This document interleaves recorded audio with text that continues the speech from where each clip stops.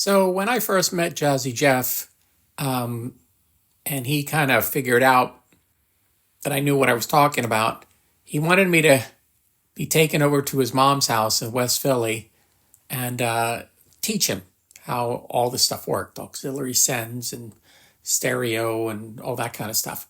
So at the end of the day, at work, it was around 6:30. These two guys, I think it was Kenny and Benny, they had a big black blazer.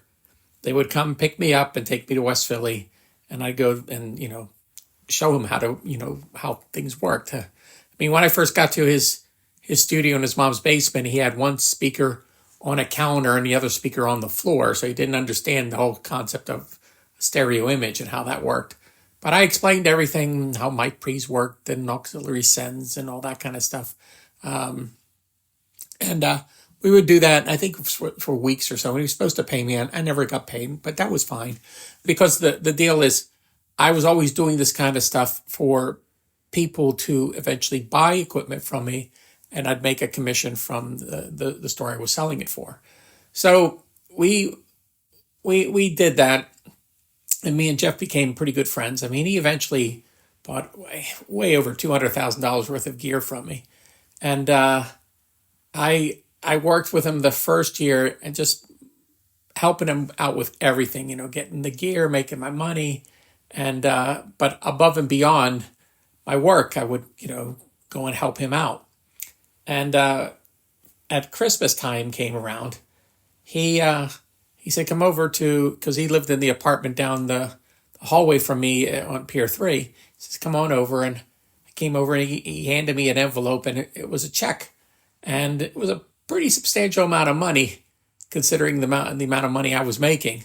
And I said, what's this for? And he says, this is your bonus he says, for this, I want to thank you for all the work you did all year round. He says, that was just invaluable to me.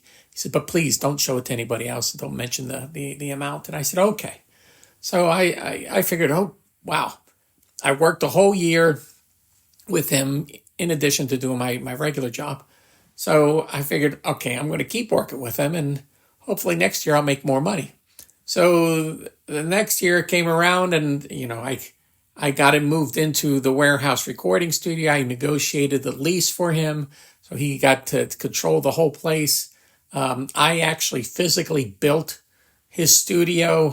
That put the ISO booth together, and I did a ton of work. And then his studio, it was in the warehouse recording studio, was right on the other side of where TechCom was. So at 6:30, when I got off work at TechCom, I'd walk out the door, make a left, walk down maybe 100 feet or so, and then walk right into the building. So he's right next to me, and keep working with him, on production. And we worked on the Homebase record. The one has Summertime on it, and a lot of great songs. But when I first met him, he was working on that. I think I could beat Mike Tyson, that record.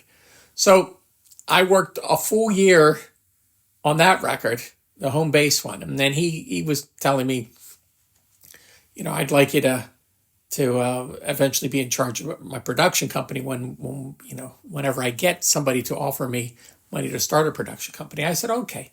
So there looked like there was a pretty good future there. So Christmas came for that year. So it was the second year I'm working with him. And he said, I got something for you. And I said, oh, this is great. In the back of my head, I'm going, wow, all this work is going to pay off. And he hands me a little box, and I opened it up, and it was a pair of isotoner gloves. And I just looked at him. I go, what's this? And he said, well, I saw them and I thought of you. And I was like, really? And he didn't even flinch. He said, yeah, do you like them? And I was, I wouldn't say mad, but just disappointed that I had put all that time in. I mean, I did make money selling him gear, but the above and beyond, I mean, being over there at 6:30 and a lot of times till 10, 11 o'clock at night, and then I'd go home. That's a lot of hours. And I never got paid for that.